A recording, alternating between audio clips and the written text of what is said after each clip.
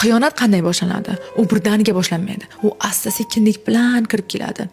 Odatda ikkita bosqichda. Birinchisi oddiy muloqot. Hammasi begunoh boshlanadi. Shunchaki yozishmalar, kulgular, shunchaki gaplashyapmiz. Telefon ko'proq qo'lda bo'ladi, ba'zi yozishmalar yashiriladi.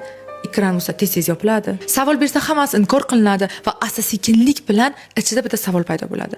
Balki men noto'g'ri o'ylayotgandirman va eng xavflisi ham aynan mana shu yerda. Inson o'zining his-tuyg'ulariga ishonmay qo'yadi. Ikkinchi bosqich hislarni boshqa tomonga o'tishi.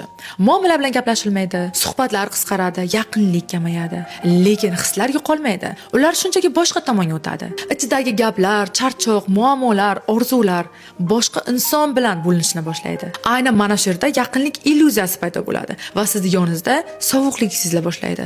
Kamroq gap, kamroq tegish, ko'proq masofa. Va telefon bo'lsa alohida hududga aylanadi. Va eng og'ir tomoni, inson asta-sekinlik bilan boshqa tomonni meni tushunadi deb o'ylay boshlaydi. Aslida bo'lsa bu ko'pincha faqatgina hislar va e'tibor ustida qurilgan bo'ladi. Shu joyda xiyonat boshlanadi, yotoqdan emas, ishonchda siljishidan. Va bu joyda javobgarlik faqatgina bitta insonda bo'ladi. Aynan tanlov qilgan insonda. Siz nima deb o'ylaysiz? Xiyonat qayerdan boshlanadi? Kommentariyada yozib qoldiring. Agarda munosabatlarda o'zingizni yo'qotmasdan chuqurroq his qilishni istasangiz, unda borliq bu sensan Telegram yopiq sahifam aynan siz uchun. Havola bo'lsa profil shapkasida. Aynan shunaqa foydali videolarni yo'qotib qo'ymaslik uchun menga obuna bo'lib qo'yishni unutmang.